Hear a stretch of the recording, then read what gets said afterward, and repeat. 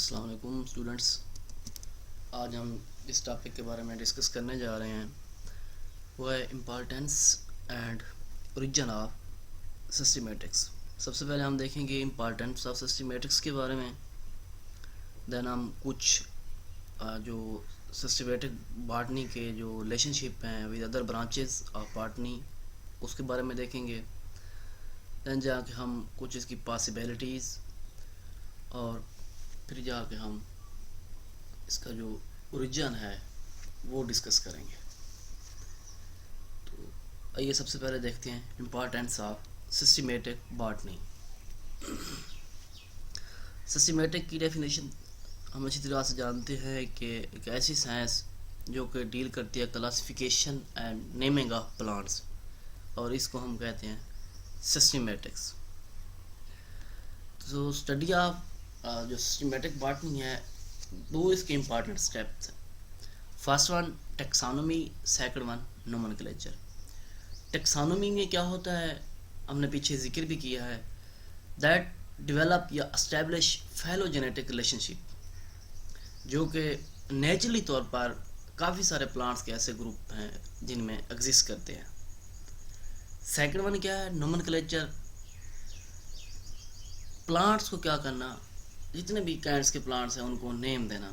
अब कोई एक प्लांट नहीं, million of plants all over the world. और ये भी बात क्लियर है कि कोई ऐसे दो इंडिविजुअल नहीं हैं जो जिनके नेम बिल्कुल सेम हों, इनके डिफरेंट प्लांट्स हों लेकिन उनके नेम क्या हों, सेम हों। मोस्टली जो इंडिविजुअल्स हैं वो एक दूसरे से तकरीबन इतने डिफरेंट हैं, बमुश्किल से कोई उनकी कहीं से कोई hardly they show any kind of relationship, इनके किसी किस्म का कोई रिलेशन शो बड़ी मुश्किल से करते हैं। On the basis of study mean के मार्फोलॉजी या टेक्सोनोमिस्ट ने फिर क्या क्या, जब मार्फोलॉजी को स्टडी किया तो उन्होंने इंडिविजुअल प्लांट को एक ऑर्डरली सिस्टम के तहत मैनेज किया, जिस तरह हमने सिस्टम ऑफ क्लासिफिकेशन में जिक्र किया था।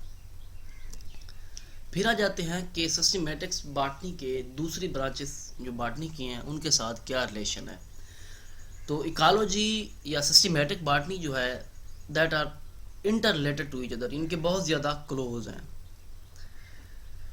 कुछ जो इकोलॉजी में जो स्पीशीज़ हैं इकोलॉजिकल, तो उनके डेफिनेटली हाइड्रोफाइटिक्स हैं मीन के पानी में, कुछ जीरोफाइटिक्स हैं, ये सरा वगैरह खुश्की पर रहने वाले हैं, मीजोफैटिक या हेलोफैटिक मीन के साल्ट या माशी एरियाज। लेकिन इकोलॉजी में जो सैल करेक्टर हैं वो डिपेंड करते हैं वेजिटेशन पे। अब वेजिटेशन ही बता सकती है कि सैल के करेक्टर क्या हैं। सिस्टमेटिक्स बॉटनी की इकोलॉजी के अलावा फॉरेस्ट्री में भी एक ग्रेट इंपॉर्टेंस, ग्रेट वैल्यूज हैं। हर ट्री जो फॉरेस्ट में जो है उसको एक नेम या क्लासीफाई किया गया है। एक फॉरेस्ट में जो मुख्तलिफ ट्रीज़ जो हैं उनकी वैराइटीज़ जो हैं, डिफरेंट स्पीशीज़ जो हैं, at the same time characteristic feature, distributions and evidence of the plants must be learn. और नेम के साथ साथ, क्लासिफिकेशन के साथ साथ उनके करेक्टरिस्टिक फीचर्स, डिस्ट्रीब्यूशन पैटर्न और एविडेंस ऑफ प्लांट के उस जगह पर ज़्यादा प्लांट्स किस वैरायटी के मौजूद हैं ये भी ऑब्जर्व किया जाता है। सिस्टमेटिक बॉटनी जिस तरह फॉरेस्ट्री या इकोलॉजी के साथ इसका अहम रिलेशनशिप है, उसी तरीके से ये एग्रीकल्चर एंड हार्टिकल्चर में भी इसका क्या है, एक इम्पॉर्टेंट रोल है। एग्रीकल्चर या हार्टिकल्चर में ये है कि आप अच्छी वैराइटीज़ जो है हमेशा फील्ड में क्रॉप प्रोडक्शन अच्छी लेने के लिए तो हम अच्छी वैराइटीज़ यूज़ करते हैं। टू गेट रेजिस्टेंट वैराइटीज़, यानी कि जो बीमारियों से पाक हों, उनके लिए क्या है, क्रॉसिंग इज़ नीडेड। क्रॉसिंग किस तरह पॉसिबल है, which is furnished by the foreign seed and plant. अब ये फॉरेन सीड या प्लांट्स कौन इंट्रोड्यूस कराएगा, ये वो बंदा कराएगा जिसके पास sufficient knowledge of systematic botany. इनके साथ जो सेल कंजर्वेशन का वर्क है उसमें भी क्या है, एक अच्छी स्टडी जो है सिस्टमेटिक बॉटनी की वो भी ज़रूरी है। इकोलॉजिस्ट जो वेल ट्रेंड होते हैं सिस्टमेटिक बॉटनी में, वो क्या करते हैं, native grasses and plants which act as sand soil binder, यानी कि एग्रीकल्चर के लिए भी इकोलॉजिस्ट और सिस्टमेटिक बॉटनी का जो है नॉलेज होना ज़रूरी है। प्लांट इकोलॉजी की स्टडी जो है या सिस्टमैटिक्स बॉटनी जो है that become essentials. Plant ecologist जो होते हैं उनको सिस्टमैटिक बॉटनी जो है वो नेम्स प्रोवाइड करती है, इनके names of the plants and their relationship to habitat and environment. अब इकोलॉजिस्ट ने क्या करना है, हैबिटेट और एनवायरनमेंट को स्टडी करना है प्लांट्स के, और सिस्टमैटिक बॉटनी उनको क्या प्रोवाइड करेगी, नेम प्रोवाइड करेगी। The character of soil of land area में easily be judged by the types of vegetation. Ecology में मैंने पहले जिक्र किया है कि सैल करेक्टर डिपेंड करते हैं वेजिटेशन टाइप पे। वेजिटेशन ही बता सकती है कि यहाँ की सैल कैसी है, उसके जो सैल करेक्टर हैं वो कैसे हैं। दूसरी बात ये कि सिस्टमैटिक बॉटनी की जो स्टडी है, एक तो ये ओरिजिन जो प्लांट्स का है उसको ट्रेस करने में भी क्या करती है, बहुत ज़्यादा मदद प्रोवाइड करती है। अब जिस तरह फोसल्स हैं, ये एक जगह पर मौजूद नहीं है बल्कि ये scattered here and there fragments are found to be very useful in tracing out the character of ancestral form of the plants. अब इनके जो इधर उधर पड़े हुए हैं, इनके फ्रैगमेंट्स जो हैं, ये हमें आसानी से क्या करते हैं, सिस्टमैटिक्स जो बॉटनिस्ट होते हैं उनको ट्रेस आउट कराने के लिए जो एंसेस्टर प्लांट्स, जो प्लांट्स के जो एंसेस्टर हैं उनके कौन से वो पहले थे, में ये फोसल रिकॉर्ड ही बता सकते हैं कि वो कौन से बेसिकली जो प्लांट्स कुरे अर्ज पे थे वो कौन कौन थे या कौन कौन से थे। देन हमारा जो मेन टॉपिक है वो है ओरिजिन ऑफ एंजियोस्पर्म। ने पहले इंपॉर्टेंस के बारे में जिक्र किया है, अब हम क्या करते हैं, ओरिजिन ऑफ एंजियोस्पर्म। अब एंजियोस्पर्म के ओरिजिन के बारे में डिफरेंट जो बॉटनिस्ट हैं उनके डिफरेंट रोल्स हैं या डिफरेंट व्यूज़ हैं, आइडियाज़ हैं। तो ये कहते हैं कि एंजियोस्पर्म जो हैं ड्यूरिंग क्रिटियस पीरियड तकरीबन 65 million year ago back appeared when suddenly as full-fledged trees and herbs। इनके हर्ब्स या फुल फ्लेज जो ट्रीज से उनसे ये डेवलप्ड हुए हैं। चार्ल्स डार्विन जो है इनकी sudden appearance of angiosperm in lower and upper Cretaceous age abominable mystery, इनके एक मुजाती तौर पर वो भी क्या करता है,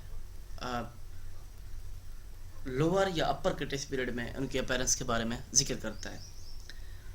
इनके अलावा प्रोफेसर नॉल्टन जो है, जो चार्ल्स डार्विन का आइडिया है उसको सपोर्ट भी करता है, साथ में उसको अपनी बुक में भी पब्लिश करता है। Plants of the past that far from the time of their appearance they did not progress at all due to their full fledged appearance in the Cretaceous age. वो कहता है कि जो पास्ट के प्लांट्स हैं, अपनी जब उनकी शेप जो अपीयरेंस बनती है वो बाद में प्रोग्रेस नहीं करते। क्यों नहीं करते? Due to appearance in the full fledge appearance in the Cretaceous age. अब जो इसका ये व्यू है और डार्विन का भी ये व्यू है, लेकिन जो फोसिल रिकॉर्ड्स हैं उनका क्या है, एंजियोस्पर्म वो भी इसी आइडिया को क्या करते हैं, सपोर्ट करते हैं कि that is the sudden appearance of flowering plants. यानी कि साइल पे क्या हुआ, अर्थ पे क्या हुआ, एक ड्यूरिंग क्रिटियस पीरियड एक सडन अपीयरेंस जो है वो फ्लावरिंग प्लांट्स में एंजियोस्पर्म की हुई। The form of cicads या coniferous which long dominated the universe, क्योंकि ये साइकस वगैरह या coniferous वगैरह जो हैं यूनिवर्स पे डोमिनेटेड थे, were already pushed background and earth had become in fact the earth of flowering plants। और इनकी जगह फिर किसने ले ली, फ्लावरिंग प्लांट में इनकी एंजियोस्पर्म ने ले ली। जियोलॉजिकल टाइम स्केल भी आपके सामने ये दिखाया जा रहा है। इनमें जो पीरियड्स हैं, सीनोजोइक पीरियड है या एरिया कह लें, मेसोजोइक एरिया है, पैलेजोइक है, प्री कैम्ब्रियन। फिर इनके पीरियड्स हैं। सीनोजोइक में 2 पीरियड्स हैं, quaternary and tertiary, 23 million year ago and 63 million year ago. Mesozoic में भी पीरियड्स हैं, क्रिटियस, जुरासिक, ट्राइसिक। पैलेजोइक में भी पीरियड्स हैं, पेरियंस है, कार्बोफिनेरस है, डिवोनियन पीरियड है, सिल्वेरियन पीरियड है, अर्डोवेशियन पीरियड है, कैम्ब्रियन पीरियड है। लास्ट में जाता है प्रो कैम्ब्रियन एरा, इसमें जो पीरियड है वो एक पीरियड है, आर्कियन पीरियड। अब ये चीज़ ध्यान में रखनी है कि सीनोजोइक 2 पीरियड्स, मेसोजोइक 3 पीरियड हैं इस एरिया में, पैलेजोइक में 6 पीरियड्स हैं, और प्री कैम्ब्रियन या प्री कैम्ब्रियन जो पीरियड है इसमें क्या है, आर्कियन पीरियड जस्ट एक पीरियड है। इनके 2000 million year eco time scale जो है। अब इस ओरिजिन के हवाले से कुछ अपोनेंट्स ऑफ एबोमिनेबल मिस्ट्री, जो कुछ मीन कैसे कह लें मिस्ट्री के हवाले से, कि कुछ जो बॉटनिस्ट हैं या टैक्सोनोमिस्ट है, उनके आइडियाज़ क्या हैं अपोनेंट्स। सबसे पहले थॉमस